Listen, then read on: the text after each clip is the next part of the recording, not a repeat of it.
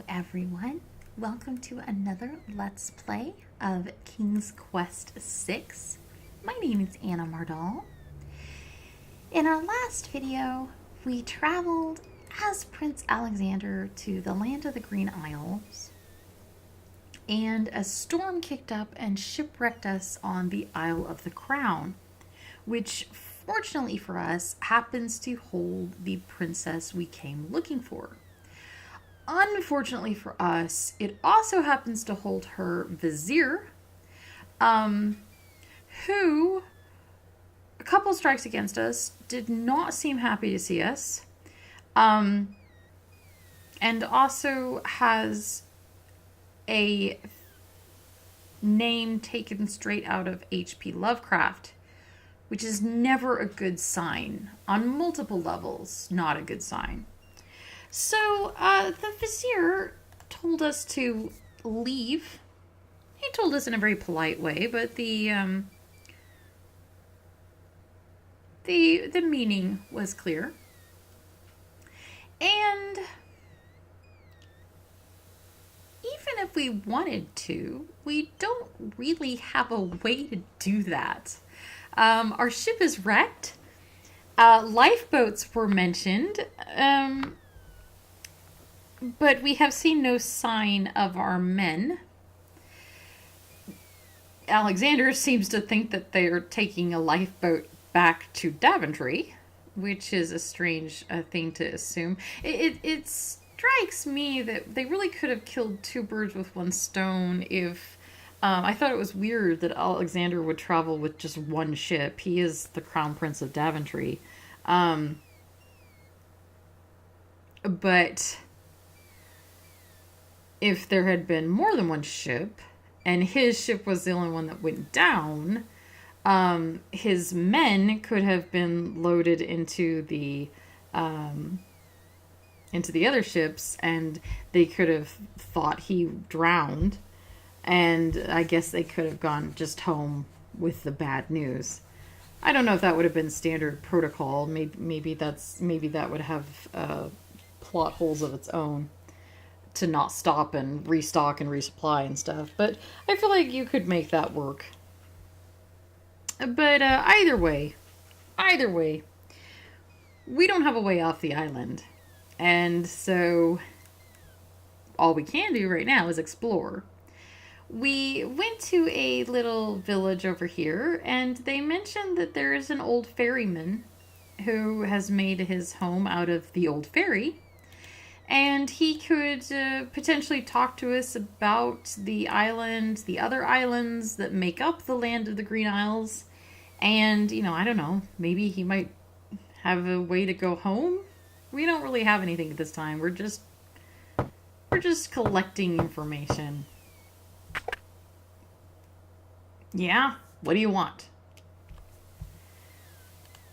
If we talk to him... Alexander promises himself that he will not go home until he has determined what Casima's feelings are for him and if she needs his help. That is a good determination. Can we talk to the... Here we go. Excuse me, my name is Alexander. The owner of the bookshop in the village told me you might be able to help me. I hear you used to run the ferry for the islands. I'd like to talk to you if you have a moment. You say old Ali sent you? I can't see why. The ferry's not running, I understand. I'd just like to talk to you about the islands, if you don't mind. Well, I guess it'd be alright if Ali sent you. Don't just stand there. Come on inside. What is it you wanted to talk about, young man? What a pretty place this is. The cabin door leads back outside of the docks. Alexander is sitting inside the ferry's cabin. The place displays the neatness of a seaman and the sparseness of a bachelor. There are few frills and comforts in the rough wooden environment, but sunlight shines cheerily on the oaken beams, and the portholes admit a pleasant breeze. The ferryman's bunk looks hard and uncomfortable. No wonder he can be so cranky. The ferryman is a disgruntled-looking man, who is probably a lot younger than he appears. Despite his tired air, he watches Alexander patiently. There's a rabbit's foot on the table. It seems like the ferryman is counting on a little luck. Can I touch it? I see you have a rabbit's foot. Has it brought you much luck? As you can see, my luck's been out for some time, despite that old charm. Why don't you take it with you? Perhaps giving the darn thing away will bring me good fortune at last. Perhaps it will at that. Thank you. I'm a visitor to these islands. I'd like to learn what I can about the area. So you sit outside. What is it you want to know? Well, for one thing, why has the island's only ferry been dry-docked? It just ain't safe to sail these days, what with the islands feuding and all. Vizier Ahasuerus ordered the ferries closed till things settle down. Me, I don't think she'll ever see water again. Why are the islands feuding? You got me. Something about stolen property or some such thing. 'Tis a real shame. Things used to be so friendly. Then this unrest is recent. A few years is all, but it's been long enough. Perhaps if the ferry were repaired? This old thing... This ferry's been out of water so long, she's no longer even seaworthy. Her boards have dry rot. She'd fall apart at the first taste of seawater. But there must be some way to get off this island. There's only one way to travel that I know of, a magic map. The owner of the pawn shop can tell you more about that than I can, Alexander. Tell me more about the ferry. I remember when I used to ferry Queen Ilaria and Princess Cassima themselves. There was no thought of danger back then. They used to go visiting to care for the needy and to keep up friendly relations between the islands. I remember their last trip. Things had started getting nasty by then, and when they came back aboard, I gathered that the queen and the princess had been received a bit coldly. Princess Cassima was such a pretty thing, and she was terribly upset. But who could be spreading these lies? She asked the queen. But the queen had no answer. What do you do now that the ferry no longer operates? Me? I'm out of a job. The job my ancestors have held for generations. I'm the only one trained to avoid the reefs and the rocks, but that knowledge does me no good now.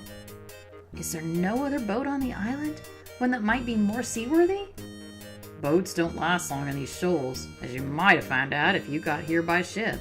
You can be quite sure that this old ferry is, or was, the only craft on the island. Tell me more about Princess Cassima. Ah, such a beautiful child, and so pure of heart. A contrary thought has never crossed her mind. Her mother was the same. The king and queen, they served the islands, not the other way around. Always thinking about the people. They are sorely missed. What else can you tell me about the land? Let's see. The Isle of Wonder is a lovely spot. A bit crazy, mind. You gotta have a good sense of humor to enjoy a tour there.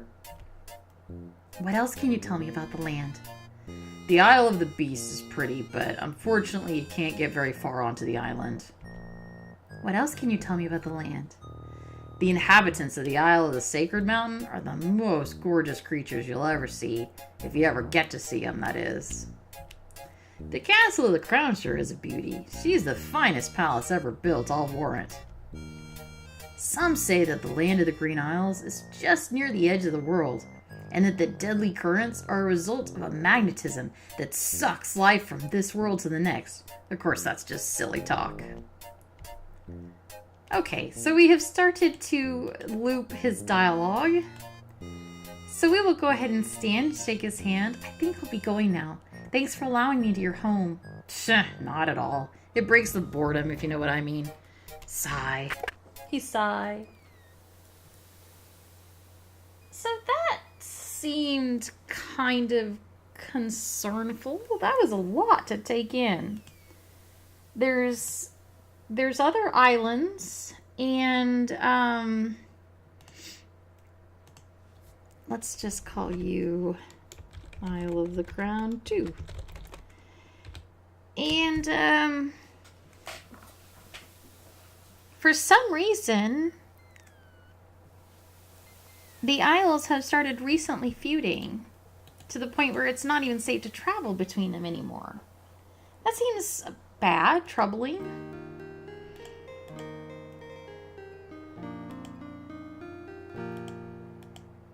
There we go. He also said to speak to the pawn shop owner for a magic map. But let's go tell Ali that we met the ferryman. And there's a new customer in here. An odd-looking man is reading in the stuffed chair. He wears a vest, balloon-style pants, and pointed shoes. There's something deliberately silly about the man, as though he were a performer of some sort. Let's go talk to Ali first. How fare you, merchant? Oh, quite well, quite well. I just finished a wonderful book on geological rock formations. Fascinating. Let's talk to the stranger. Good day, sir. Is there anything you can tell me about the land of the Green Isles? I'm sorry, but I have no time for idle conversation. I'm too worried about the princess. Well, so are we, actually. Determined to learn more about this strange man's relationship with the princess, Alexander shows the man his insignia ring and formally introduces himself. I'm sorry to insist, but my name is Prince Alexander of Daventry, and I appreciate the offer of the ring, Alexander, but I'm afraid I'm already spoken. Daventry? Where have I heard of Daventry? Flying flitmice! You must be Prince Alexander! Cassima told me about you when she arrived home. How came you here? Why, by a ship, now wrecked upon the sand. But you know Cassima? She truly spoke of me? Yes, yes. I saw her briefly when she first returned home. She mentioned a prince to me, a Prince Alexander of Daventry.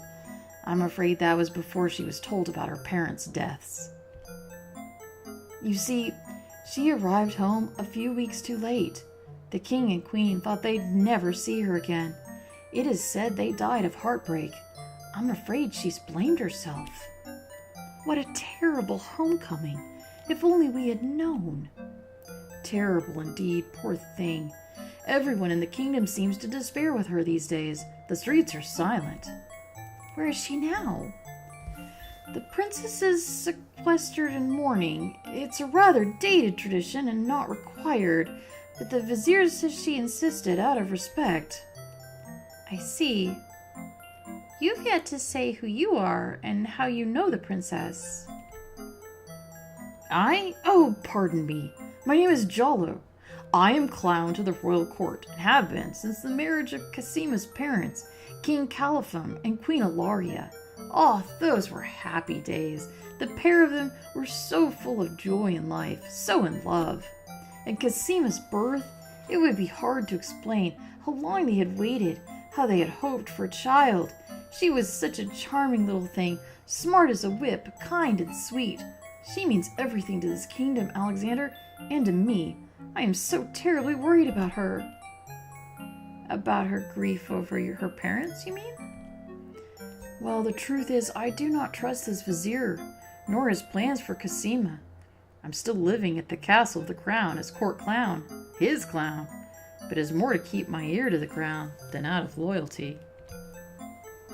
I wish I knew what the princess thinks these days. If only I could find Sing Sing, Cassima's pet nightingale, I might be able to send the princess a message.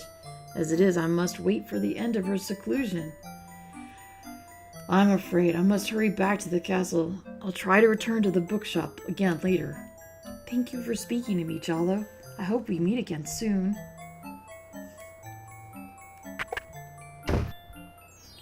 Well, that was a lot to learn. Oh, and that's a nice touch. We get to see him going back to the castle. But rather than follow him, I would like to talk with the pawn shop owner about this map. Good day. Well, it's the mysterious old man. A mysterious old man also patronizes the pawn shop. He steals sidelong glances at Alexander from under his hood. Good day, sir. The old man just glares at Alexander and does not reply. Maybe he wants another mint. Alexander decides to be friendly and offer the old man a mint. Would you care for a mint, sir? No, thank you. I'll get my own mint from the dish when I want one. Well, let's go ask about the map. Excuse me, merchant, but the ferryman mentioned that you might have a magic map of the land of the Green Isles. Why, as a matter of fact, I do. I keep it under the counter. It has been gathering dust so long I nearly forgot about it. It was quite a few years ago, you see. The estate of a wealthy wizard fell into my hands when he died. It was useless magical junk mostly, which reminds me I've still got some of his things in the back that I need to dump out. Anyway, the magic map was the one true treasure in the lot. The wizard was quite old and feeble and had enchanted the map to aid in traveling. It is said that one need only desire to be on an island depicted on the map to find oneself there. It's a very valuable map, as you can imagine. Unfortunately, no one is interested in traveling these days. It is far too dangerous with the current state of the kingdom. What would you take for the map? I would normally want something magic in return, but since I'm hardly overrun with prospective buyers, I would be willing to take anything of equal value in exchange.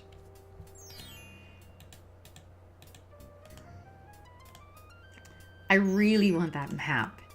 And we don't really have anything of value except this ring. He said it was even too valuable for his shop. Would you be willing to take my family ring in exchange for the magic map? Daventry. Are you a king then? No, that's just my father, King Graham. I'm just Alexander. Well, Prince Alex, she is a beautiful ring. Are you sure you can part with such a unique family heirloom? The ring does mean a lot to me. I didn't always have a family, you know. Still, it is only gold. There are more important things at stake now. Then you now own a magic map, Prince Alex. I will keep your ring out of sight for a few days. If you find anything else of great value in your travelers, you can return it for your ring. I would hate to see it melted down for the gold. A warning about the map. It will only operate when you are out in the open and within sight of the sea. The limitation has something to do with the teleport spell ingredients. You might try the beach. Thank you. You're very kind, and I'll remember about the map. Suddenly, the old man in the concealing cloak sneaks past Alexander and, with a sneaky dart of his hand, steals a mint from the candy jar. The old man stuffs the mint into his mouth and wobbles unsteadily out of the pawn shop.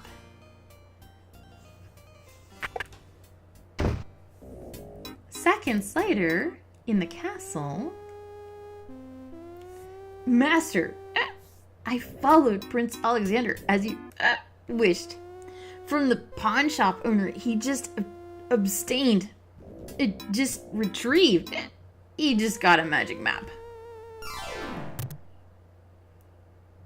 You fool! You've been eating those mints again. I ordered you to stop that. Yes, Master. Now what is this about a magic map? With the map, Prince Alexander can travel as quickly as I can. What? I thought I took care of the only means of travel. By my scimitar, I can't have him stirring things up now. Get a hold of yourself and listen carefully, Shamir.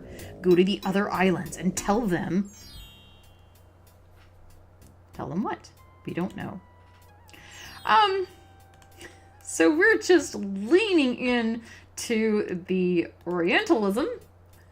By my scimitar indeed. Oh, I had genuinely forgotten how much this game does that. So that's privilege for you. We have these items on the counter. I'm trying to look at them. There we go. And one of them name was a mechanical nightingale. And Jolo, when we talked to him, said that he was looking for Casima's pet nightingale. I wonder if the shopkeeper would take this coin, this copper coin. I do have this copper coin. Is it of any value to you at all? Most interesting. I've never seen a Daventry coin before, but it is copper, genuine enough. I might even find a buyer who is interested in foreign currency. The items on the front counter are the only things in the store that I can let go for the price of 1 copper, but you may make your choice from there. Alexander looks at the items on the counter to make his selection. So let's take this nightingale. That mechanical nightingale looks intriguing. I believe I'll take it. Very well. Your coin is well spent. Now remember, this is a pawn shop. I am always willing to take back my own goods in trade. I'll remember, thank you. So that's cool. We can come back for the other items if it turns out that we have the wrong... Whoops. Hello, is anyone there? No one answers Alexander's shouted greeting. Perhaps he should find someone specific to talk to. Maybe we can talk to the girl this time. The girl is too far away to hold a conversation with Alexander.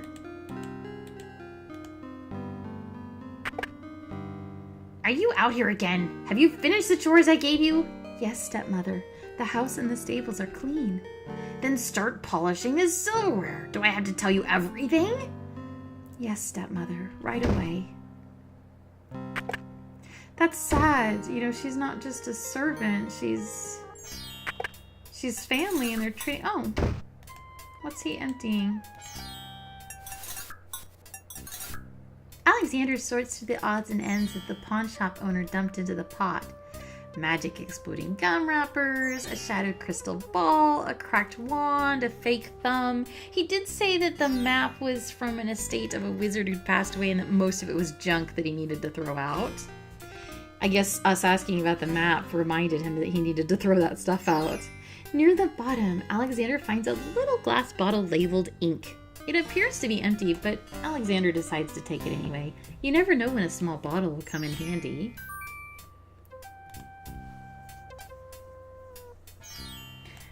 So,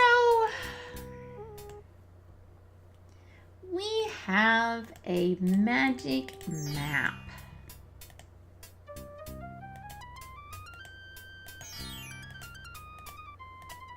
We have a magic map and we can't go south. Come on, there we go.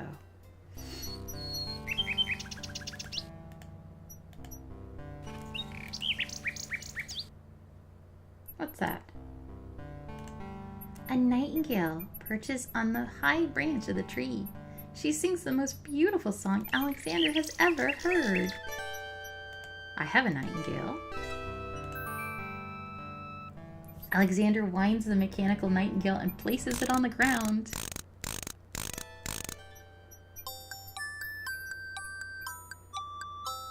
The mechanical nightingale sings a sweet tinny tune. The real nightingale in the tree cocks her head and listens intently. The nightingale flies to a lower branch and looks at Alexander curiously, as if deciding that this human might not be so bad. Can we talk to the nightingale? Hello, little nightingale, what do you sing? The nightingale only looks at Alexander curiously and continues to sing. Well, I wonder if that's Casima's nightingale. But even if it is, we don't have anything we want to send her, and I don't think we can catch the nightingale. So I guess we will just have to wait for now. But maybe we can catch the nightingale later and use it somehow. Maybe we'll find a bird cage. What I really want to do right now is use our magic map. So this is our magic map. There's a large island named Isle of the Sacred Mountain, dominating the north of the land of the Green Isles. According to the magic map, the Isle of Wonder is a comma-shaped island poised in the sea to the west. The Isle of the Crown lies at the south of the map. There's a small island labeled Isle of the Beast on the east side of Alexander's map. Heavy mists shroud an area to the southeast on the magic map. I don't know. Where should we go first? Shall we go in a counterclockwise direction? Start with Isle of the Beast. Alexander feels a strange pulling sensation. Whoosh! Well, nothing's appeared to eat us yet. The dirt path starts at the sea and winds its way off into a densely wooded forest. A little fawn is feeding on a grassy hillock near the sea. The fawn is too busy eating to pay attention to Alexander. A pond lies over across the path. The water boils as if over a magical flame. Alexander is traveling on a path through a dense forest. The woods on either side of the path are teeming with wildlife. Blocking his progress north is a pond that boils with magical intensity. An old abandoned hunter's lamp is hanging on one of the trees. Alexander wonders who might have hunted in these dense woods. Well, I don't think we want to cross a boiling pond. So I guess this island is awash? That's disappointing. Well, what else is on the map? Let's try the Sacred Mountain. We like mountains? We like sacred things? That sounds cool.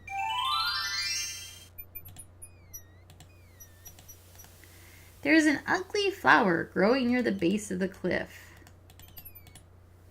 And there is an unusually large coal-black feather lying on the beach. Alexander takes the feather, and Alexander takes the flower. He picks up the flower and is startled by its hideously strong, skunk-like odor. For a moment, he can smell nothing else. There appears to be something etched into the face of the cliff. Alexander decides to get closer. Ignorance kills, wisdom elevates. The rock has been etched by some unknown hand. One may need to read about the logic cliffs and the guidebook to the land of the Green Isles in order to understand this mystical inscription. That's how they used to do copy protection. Is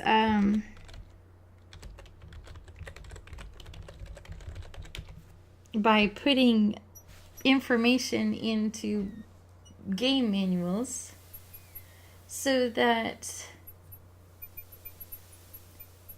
you would need to actually read the game manual to play the game.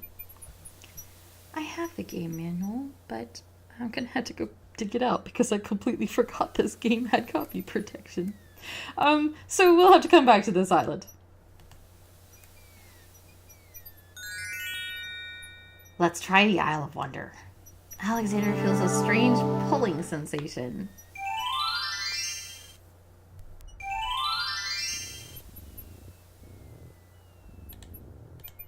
Alexander is standing on a rocky beach. To the north is dense tropical vegetation. Near the shore are a dozen or so oyster beds. One of the oysters is sitting up in bed and doesn't look very happy. He seems to be the only one who can't sleep. In the oyster's mouth, Alexander can see a glint of white. The blue ocean stretches on for as far as Alexander can see. A string of letters floats in the water. The letters spell out, "Where are you going?" Alexander's heard of alphabetic soup, but this is ridiculous.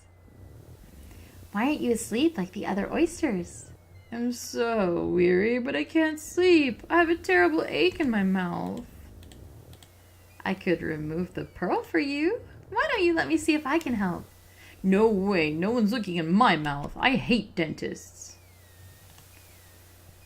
Well, we have this really boring book, which I accidentally just read to ourselves. But that just proves how boring it is.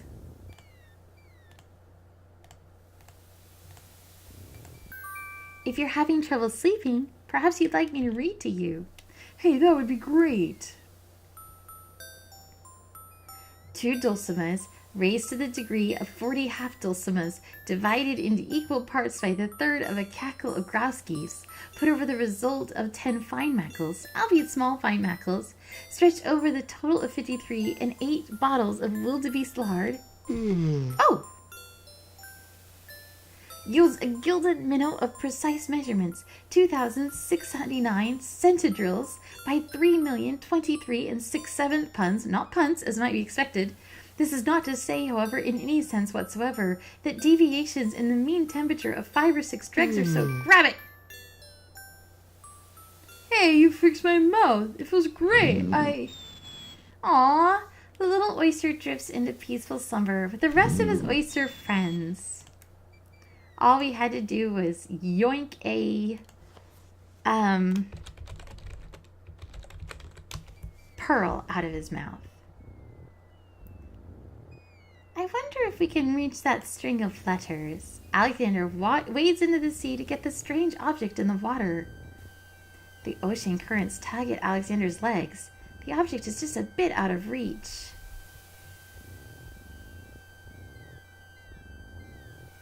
I don't think it's safe to go out for it. There seems to be a path this way. Alexander hears someone coming.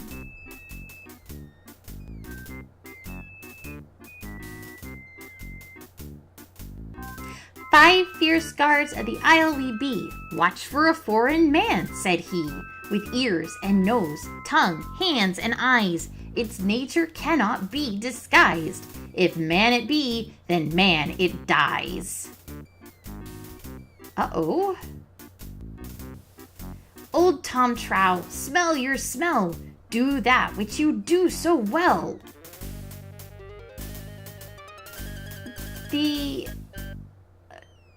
gnome at the front has a big nose, and he's going to smell. We have a smelly flower. Alexander holds the flower of stench out to the gnome with the jumbo nose. "Tom Trow am I, that's all I be. My nose knows all on land and sea. A flower of stench has washed ashore. A flower, 'tis all, and nothing more." "Listen, hark you, governor. Do your duty as you swore. With your ears, please tell us more." The gnome with big ears has taken cotton out of his ears, and he's listening. Alexander winds the tin nightingale and plays it for the gnome with the monumental ears.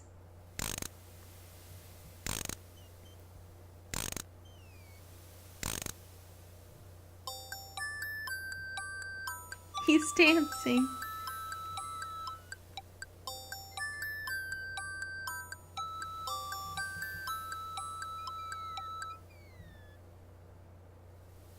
"A nose is not the way to spy. My ears cannot be told a lie.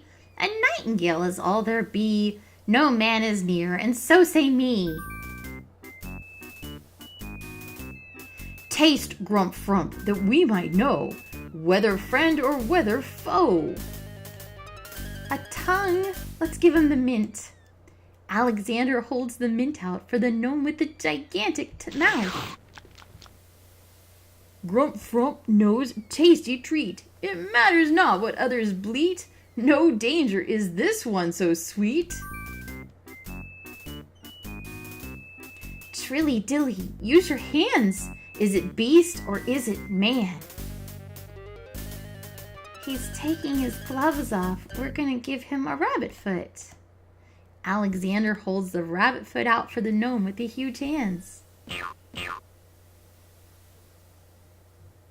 "Be all you mad? What aileth thee? A bunny can't trill merrily. A hare does not at all taste sweet. A rabbit here is all we greet."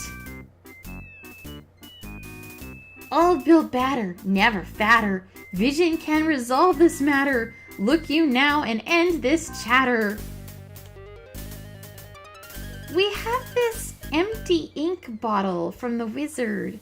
Could it be invisible ink? Alexander pours the contents of the empty-looking ink bottle all over himself. By all that's beauty is fair and sightly, four morons do I sleep with nightly. There's nothing there at all, I say. Enough of this, let's now away.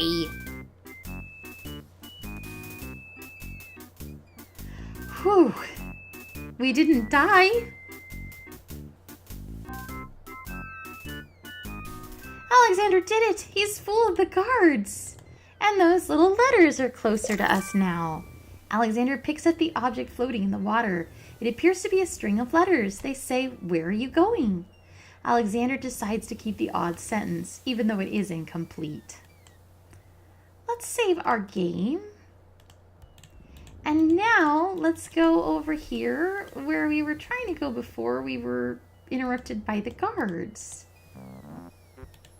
This is interesting. Hiya, gorgeous. What a luscious hunk of flesh you are. Thank you, I guess. Who are you? I didn't mean to go over here, but sure.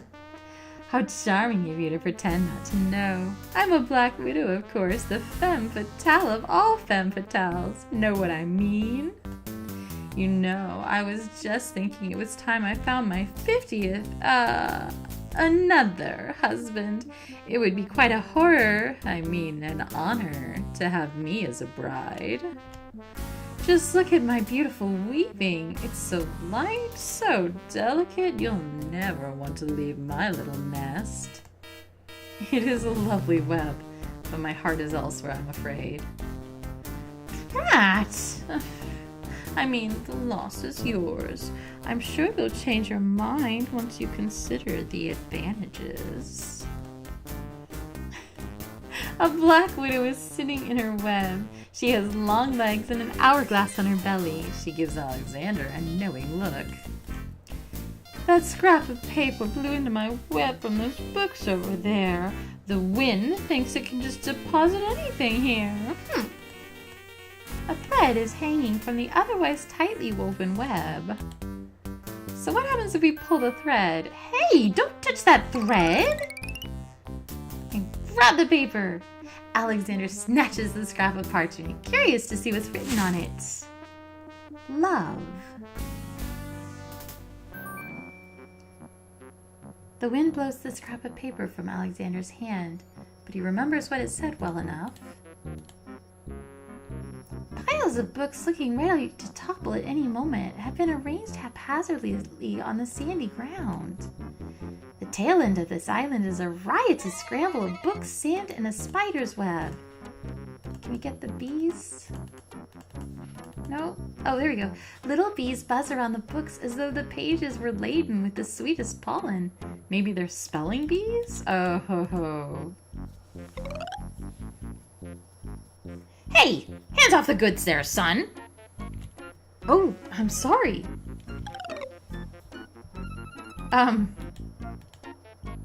Hello? Is anyone in those books?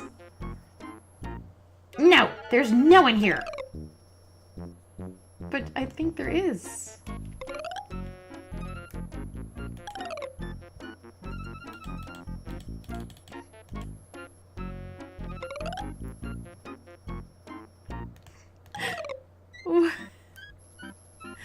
Well,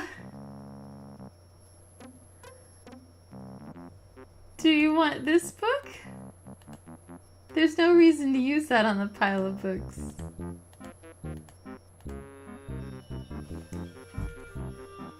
Start.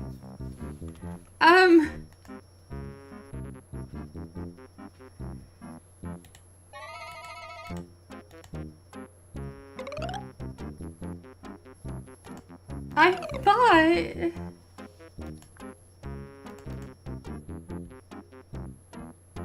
Oh, here we go. No?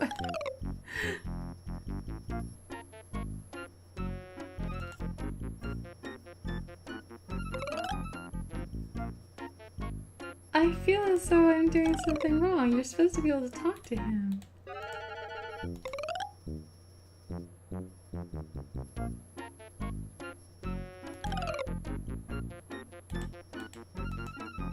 Oh. No, I remember. That's fine. We'll leave for now. Assuming we can. Let's go north. I know that's where the guards came from, but... A mushy swamp lies just off the path. It doesn't look very good swimming. No, it doesn't. Milkweed thrives near the mucky swamp. Small bottles filled with milk grow on it like a fruit. A large tree stretches knotted limbs over the swamp. Part of the tree's trunk is shaped like the face of a dog. It must be a dogwood tree. The fallen log has a good-sized knot or bump. A stick is stuck in the middle of the swamp. Well, I don't know what to do with them just yet.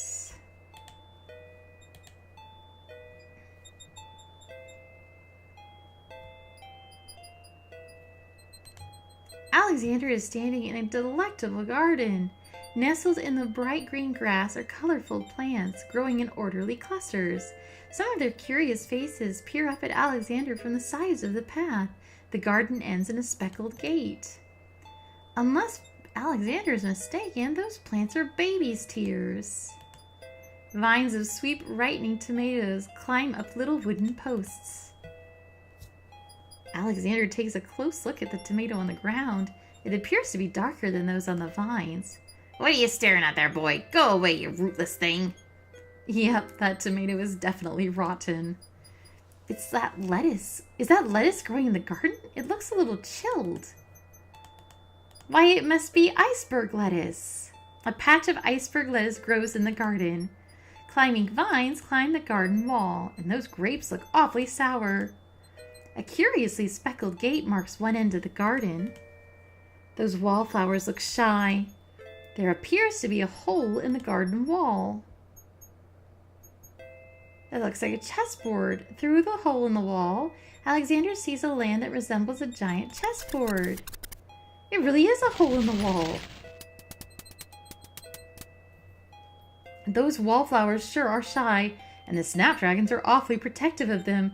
Alexander can't even get close to the wallflowers without causing quite a stir. Well, I don't know that we want to disturb anything here. It all seems very strange. Maybe we'll just go through the gate.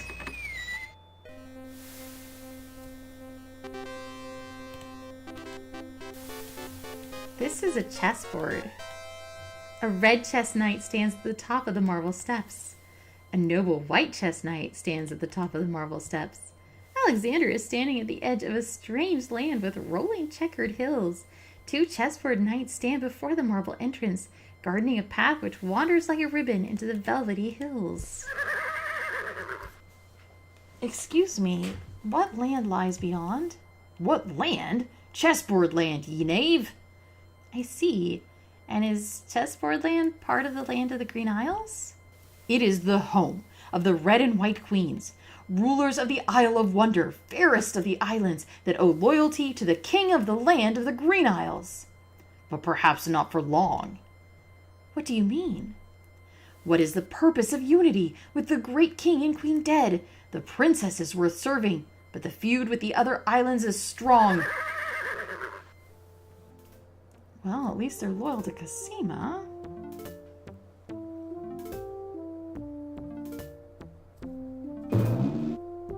I must insist, your highness. I shall send the lump of coal to the vizier and the princess as a present for their wedding, and that's the end of it. And I suppose you'll leave me with only this stupid spoiled egg to send, your highness?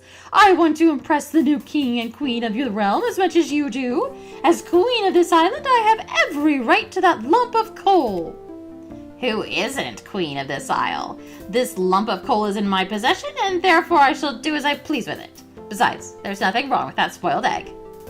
The egg, though delightfully spoiled, is not nearly so valuable as the lump of coal, and you know it. Your highness always got to carry the singing stone. It's not fair that you get the coal, too. That doesn't count.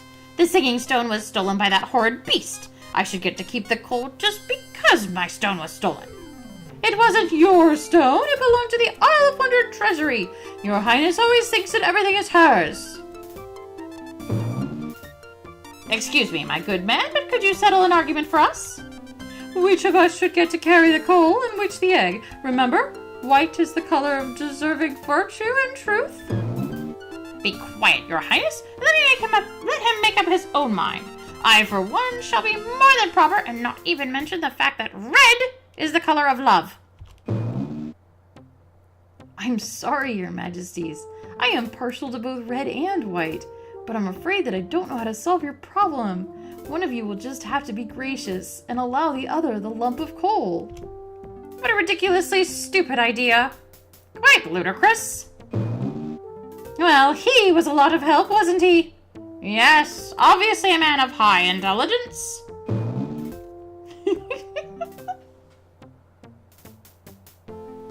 The lump of coal goes much better with my gown anyway. Black and red are imperial colors. She's not wrong. That's the silliest thing I ever heard. Red does not go with anything, being much too self-conscious. White is the perfect accompaniment to any color.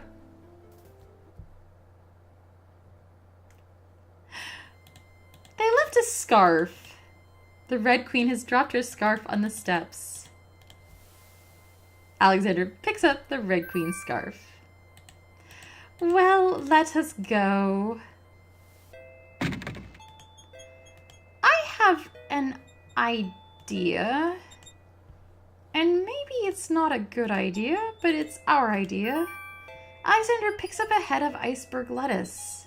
Ye gads, is that cold? Alexander is carrying a full head of queer-looking lettuce made of ice. The ice is rapidly melting.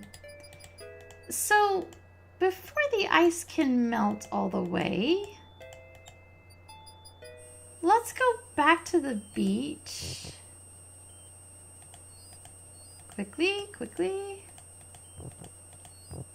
There we go. Boy, this is going to be a game where I'm really fighting with the edges of the screen every time. Let's open the magic map. And let's go to the Isle of the Beast.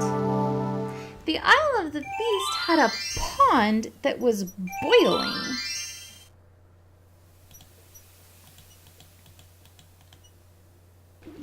I'm wondering if a iceberg lettuce, hoping to cool down the boiling pond, Alexander throws in a head of iceberg lettuce. The pond's water slowly stops boiling, cooled by the ice. It still looks hot, but bearable. Alexander decides to brave the steamy pond. Ow, ow, ow, ow, ow, ow, ow, ow. Ow, ouch, ow! The pond is no longer boiling, but it's hardly bath water. And Alexander takes the old hunter's lamp from the tree.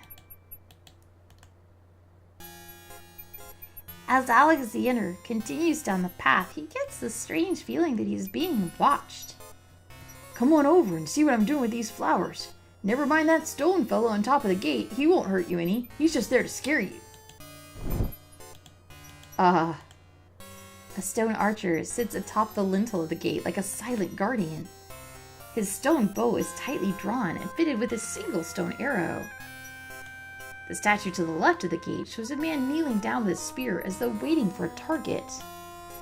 A pleasant-looking middle-aged man is busy tending a small garden just past the wall. I'm Alexander of Daventry. Who are you? What difference does it make? Just come on over here. I'll tell you my life history if you still want to hear it. Tell me. If it's conversation you want, just come on over here. I'll talk your ears off if we can sit down and talk face to face.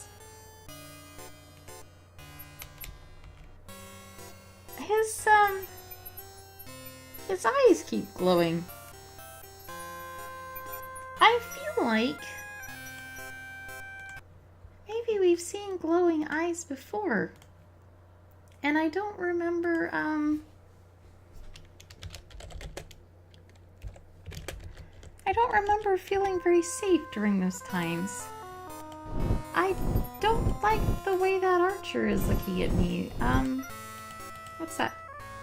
Come on through, I say. I can show you a path through the forest. A brick lies in the garden. It must have come from the old brick wall. Well, we'll take that. Alexander picks up the brick. I don't think I want to go over there.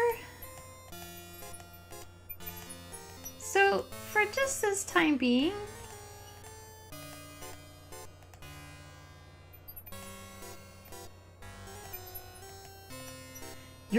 aren't going to listen to me, are you? Well, we'll just see about that.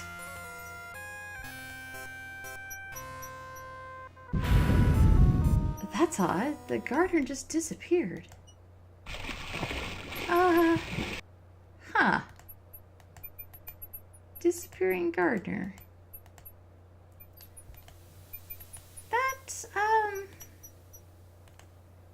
That boy disappeared too. The one that was by the ferry trying to get us to swim with him. People here seem touchy. But I'm sure it's nothing. We have a pearl now. And pearls are worth a decent amount, right? I'd really like to get our ring back.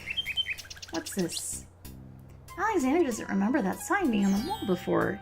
He decides to take a closer look. It's a proclamation. It reads, "Citizens rejoice, announcing the royal wedding and coronation of Vizier Abdul..." They even kept the first name. Wow. So definitely not a coincidence this is named after the Lovecraftian character. Announcing the royal wedding and coronation of Vizier Abdul Ahazarad and Princess Cassima. For reasons of security, the wedding will not be open to the public. Long live the new king and queen of the land of the Green Isles. That's kind of fast, isn't it? She was in mourning the last we heard, and now, like, an hour after we show up and ask to talk to her, suddenly there's a marriage proclamation. That's really fast. Alexander feels his stomach turn at the thought of the dread event. If he doesn't do something, Cassima will soon be another man's wife. Well, there are worse things. I'm a big fan of polyamorous marriages, but let's talk to Jollo. How fare you, and what news have you from the castle? Prince Alex, how I fare is close to boiling. Have you seen the wedding proclamations around the village? I'd heard rumors of the wedding, of course, but I didn't want to believe it, and I never thought it would be so soon. Cassima, married. It is an unpleasant thing to swallow, friend. If only I knew if Cassima wished it. Tell me about the Vizier, Jollo. The Vizier? Huh. Now there's a dangerous subject. His name is Abdul Al-Hazarad. He came to the kingdom 15 years ago. The king was fascinated by his knowledge and fine-sounding ideas. It didn't take long for Al-Hazarad to convince the king to trust him with the minor problems of daily government. You see, Caliphim had a wife and a new daughter he wanted to spend time with. Al-Hazarad became vizier. And now? Well, he's had his eye on Cassima ever since she was a young girl. And she is the only thing between him and the throne. Do you think he means to harm her? I honestly don't know. I think he'd rather keep her as wife, but whatever his plans for the princess, he will use her to his best advantage. That's his way. Perhaps he has charmed her. Perhaps she cares for him now. The vizier is capable of anything, and Cassima must be vulnerable and lonely right now. Still, she has always instinctively distrust him. Cassima has a good head on her shoulders. I'd be surprised if she's truly fallen for his words of love. I must return to the castle, Prince Alex, and you to your wanderings. May we both fare well.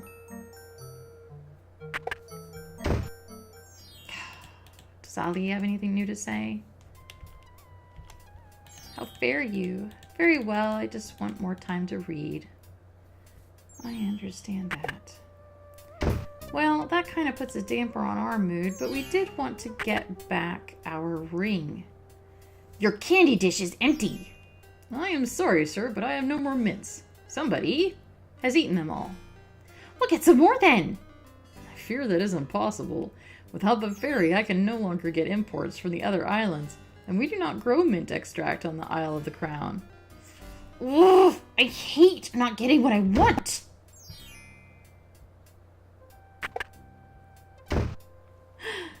So let's go ahead and give him this pearl. I found this large pearl. Might it be valuable enough to ransom back my family ring? I can't whistle very well. I have never seen such a perfect pearl. Certainly you can have your ring back. I'm glad you didn't sell it. I'm a bit attached to it, I'm afraid. Of course you are. You would be cold-hearted if you felt any differently. I'm happy to see a family heirloom back with its rightful owner. And, let's go ahead and trade the, nightingale for this flute. I have some thoughts about the flute. Very good, Prince Alex. May its music always be sweet. Feel free to trade it back at any time. He's a nice guy. I like him. I have a thought. And I wonder, I really do, if we should have done this before we talked to Jollo.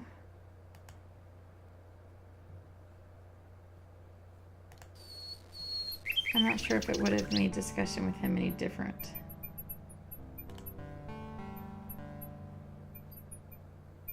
In fact, because I can, I am going to reload our game. Oh, I didn't take the brick.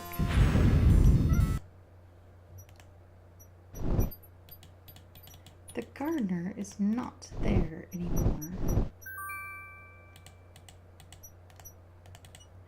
I don't know that this will change Jollo's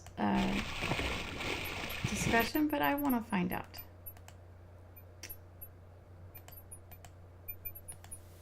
We're going to go back to the island.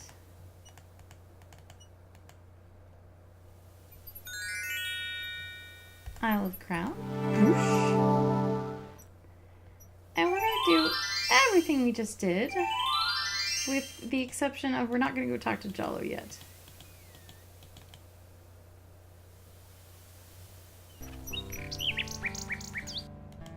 So we'll go into town.